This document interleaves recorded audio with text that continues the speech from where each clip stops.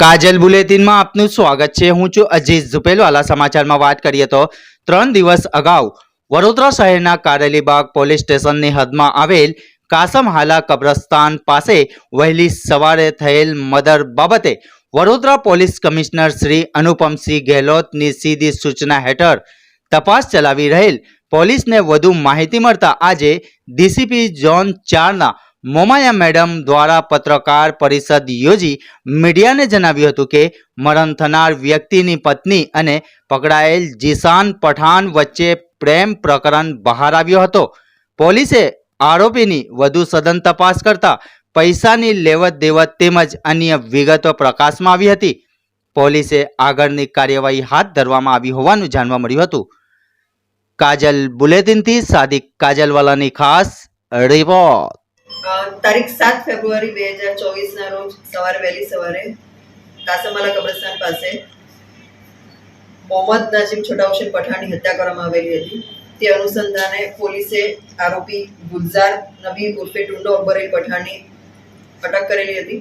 એની પૂછપરછ દરમિયાન એણે એવું કીધેલું હતું કે 30,000 રૂપિયા મેં માંગેલા અને એણે મને ન આપ્યા, એટલે એની મેં દાજ રાખી અને એની પર હુમલો કરીને એને મારી નાખેલો। પરંતુ આ કારણ અમને વ્યાજબી ન જણાતા ઊંડાણપૂર્વક તપાસ કરેલી અને ત્યારબાદ અમારી તપાસમાં એવું ફલિત થયું કે આ જે આરોપી છે ગુલઝાર નબી ઉર્ફે ટુંડો અકબર પઠાણને જીશાન નામના ઈસમે આ વ્યક્તિનું ખૂન કરવા માટે કામ સોંપેલું હતું।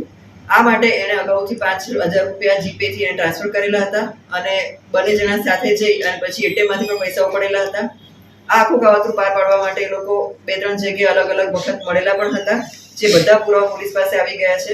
અને આનું મુખ્ય કારણ એવું હતું કે મરણ જનાની પત્ની સાથે આ જીશાન નામના ઈસમને પ્રેમ સંબંધ હતો અને એની જાણ મરણ જનાને થઈ જતા એણે પછી એની પત્નીને ઠપકો આપતા એની પત્નીએ માફી માંગી લીધેલી અને ત્યારબાદ જીશાનને એવું થયું કે હવે એની મારી સાથે લગ્ન નહીં કરવા તો ભાગીને પણ નહીં આવે, એટલે એને મારી નાખવા માટે એણે જાન્યુઆરી મહિનામાં પ્લાન ઘડેલો અને આનો અમલ આ 7 તારીખે કરવામાં આવેલો। જીશાનની અટક કરી લેવામાં આવેલી છે અને આગળની તપાસ હાલ ચાલુ છે। પોલીસ દિશા સુધી કઈ રીતથી પહોંચી? પોલીસને ક્યાં એવું લાગ્યું, શું એવું ક્લુ મળ્યો કે જેથી પોલીસે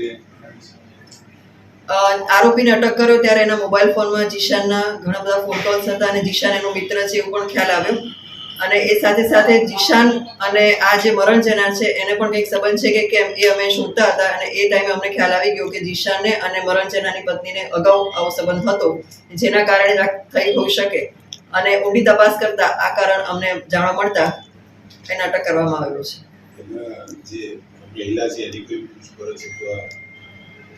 એની પૂછપરછ કરેલી છે, એની પૂછપરછ પણ ચાલુ છે હાલમાં અને જીશાન વિરુદ્ધ તમામ પુરાવા મળેલા છે અને એને અમે અટક કરેલો છે। જીશાને સોપારી આપી હતી ગુલઝારને અને કેટલા ડીલ કેટલામાં હતી?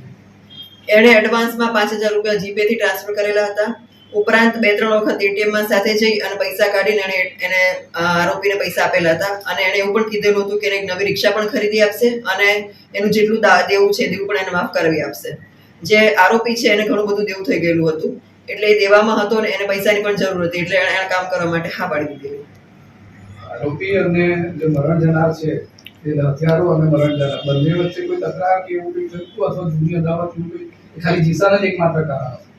એકમાત્ર કારણ જીશાન જ છે, બીજું કોઈ કારણ નથી। આખી સમગ્ર તપાસમાં અત્યાર સુધી અમને જીશાન આખું જે કામ સોંપેલું હતું એના કારણે જ આ મૃત્યુ થયું છે, આ ખૂન કરવામાં આવેલું છે, એ અમે તપાસમાં જોયું છે। જે સોપારી આપનાર છે એનું બેકગ્રાઉન્ડ શું છે? એ પોતે રિક્ષા ચલાવે છે અને મોબાઈલ શોપ પર બી બેસીને પાર્ટ ટાઈમ જોબ કરે છે।